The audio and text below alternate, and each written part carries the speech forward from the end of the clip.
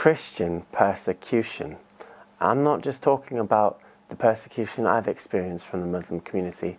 I'm talking about killings, burning of churches, all to be explored in today's episode.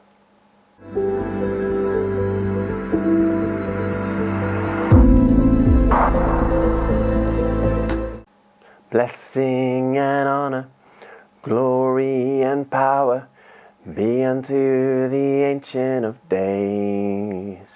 From every nation, tribe of all creation.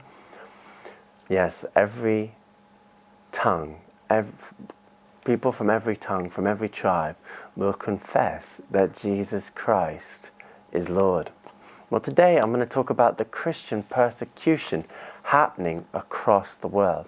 Now, if you'd like more information about this, I'd strongly recommend Open Doors. They're a charity, and I've heard their directors give talks, and they speak of the persecution that happens worldwide of Christians. But I'm thinking specifically of Muslim persecution towards Christians.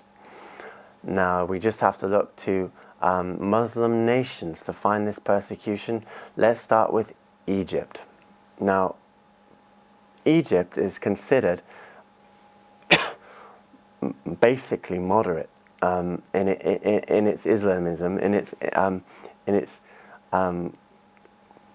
conducting of or outworking of Islam, but churches in Egypt have been under the eye of is the Muslim community, not just as they walk by, but as targets for terror. Now, what happened in Egypt was that in 2013 was the Muslim Brotherhood destroyed 80 churches. Some of these churches had cops in, as in like policemen, and they were specifically targeted by Muslims.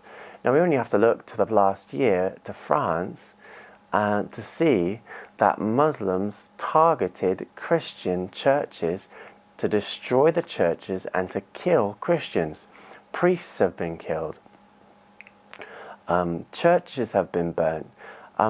These aren't one-off cases. And what is it the outworking of? Islam. It's not the outworking of some man in a hut. I mean, obviously, 1600 years ago, Muhammad was may have been a man in a hut, but I'm talking about it's not, some control center at present. This is the outworking of Islam.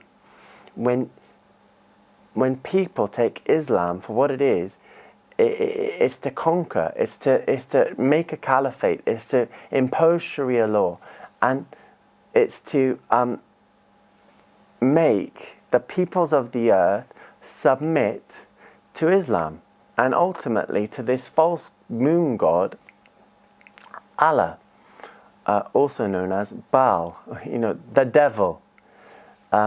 If you worship the devil, you will want to destroy, you will want people to submit, you'll want all the power, you'll want all the money. And if you come out from under this way of thinking, as in expedite from Islam, you'll be destroyed. But I'll talk about that more in another video. What I want to talk about specifically today is the persecution which Christians endure for the sake of the gospel, but also under Islamic terror.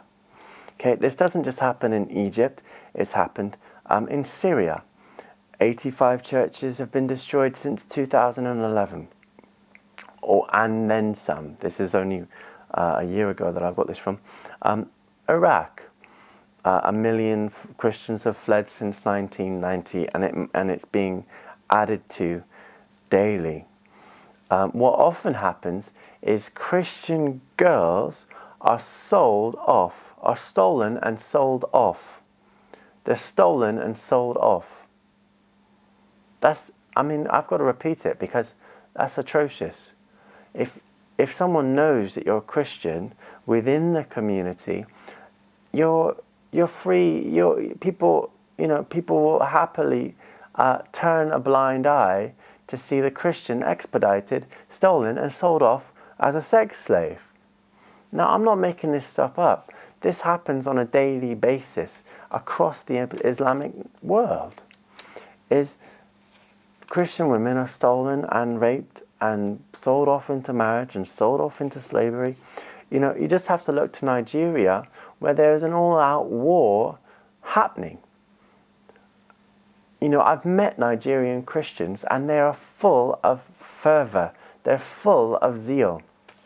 And I have determined that a big part of that is because they recognize that their faith is precious. They recognize that if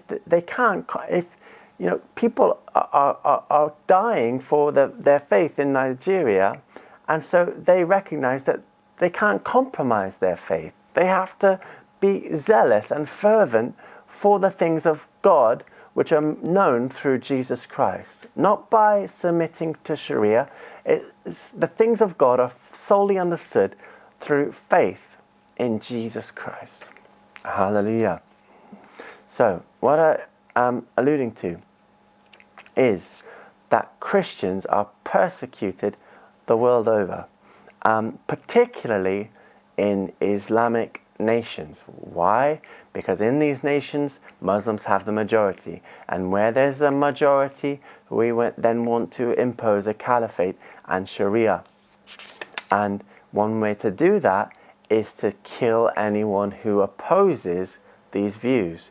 And often the people being killed are the Christians. The people being persecuted are the Christians. The buildings being burnt are the churches. You see, in the UK, persecution is minor. What I've experienced is minor. A mum complained at my last school and put pressure on the school, and the school were weak, and they, instead of just saying, no, sorry, we're a Christian school, jog on, they said, they put pressure on me. Well, you see, our faith in the West as Christians is weak. We're happy to sit around and do nothing. We have very peaceful lives, but we don't recognize that generations gone by have fought for our faith and said, no, we believe that Jesus Christ is Lord, that El Shaddai became a man and is here now by his Spirit. So this is today's video. It's talking about the persecution that Christians face under the behemoth that is Islam, and further elaborates on my point that Islam is not a religion of peace. God bless.